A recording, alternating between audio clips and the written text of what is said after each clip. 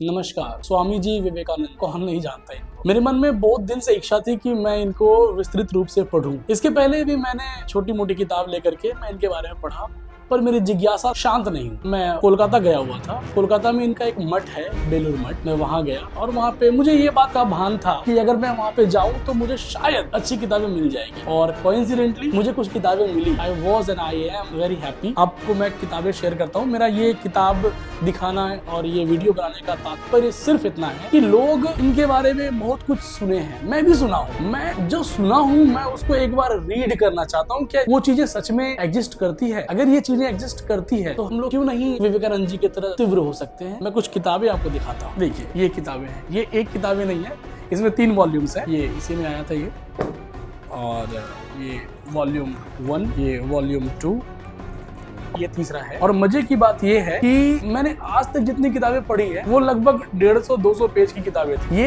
एक वॉल्यूम सिर्फ 350 से 400 पन्ने का है। आप सोच करके देखिए, ये लगभग 1200 से 1500 पेज का ये किताब है। साथ साथ मैंने विवेकानंद जी के द्वारा लिखा गया जो किताब है, उनके द्वारा रचित जो ज्ञान योग, राजयोग और भक्ति योग, कर्म योग का जो सिद्धांत उन्होंने दिया, ये भी किताबें मैंने वहां से परचेज किया है। तो ये वीडियो बनाने का तात्पर्य सिर्फ इतना है कि मैं इसको पढ़ूंगा और मुझे जो भी इंटरेस्टिंग, जो भी मोटिवेशनल और जो भी आश्चर्यचकित करने वाली चीजें होंगी उनके जीवन का, मैं आपसे शेयर करूंगा। और एक और चीज है, विवेकानंद जी और इनके गुरु रामकृष्ण परमहंस जी, दोनों की मैंने एक किताब खरीदी है।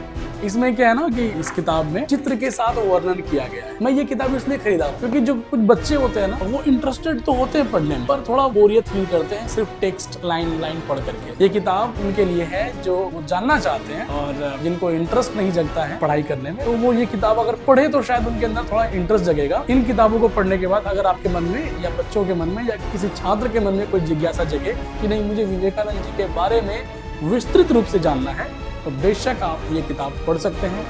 अगर आपको पढ़ने का मन हो तो हमारे यहाँ आ सकते हैं पढ़ने के लिए, और अगर आपको इच्छा हो तो हम ये किताब ले भी सकते हैं मेरे से। मेरे लाइब्रेरी में कुछ बुक्स और भी पड़े हुए हैं और भी रखे हुए हैं जिनको मैं पढ़ता हूँ, और मैंने जिनको पढ़ा है मैं इन पुस्तकों के ऊपर ज्यादा रिलाई करता हूँ, ज्यादा भरोसा करता हूँ, क्योंकि जो आपके फॉर्मल हिस्ट्री के बुक्स हैं उस बुक्स में जो लिखा हुआ है और ये जो इनका जीवन काल है, विवेकानंद जी का जो जीवन काल है, अगर उस कंटेम्प्रेरी इतिहास को समझना है तो हिस्ट्री के बुक्स में जो लिखा हुआ है वो तो अपने जगह पे है ही, लेकिन जब आप इस किताब को पढ़ेंगे या उस समय के किसी भी राइटर्स के जीवनी को पढ़ेंगे तो आप उस समय के कालखंड को बहुत अच्छी तरीके से समझ पाएंगे। 1850 में जो विद्वान पैदा हुए, अगर उनकी कहानियां अगर आप पढ़ते हैं तो आप उस कालखंड को एक इतिहास की किताबों से ज्यादा समझ पाते हैं। मेरा बस इतना सा कहना है कि मैं इस किताब को हर हफ्ते कुछ ना कुछ पढूं और आप लोगों के लिए कुछ इंटरेस्टिंग चीजें जो निकल के सामने आएगी वो मैं आपको बताता रहूंगा शॉर्ट्स के माध्यम से। Thank you so much. जय हिंद, जय भारत।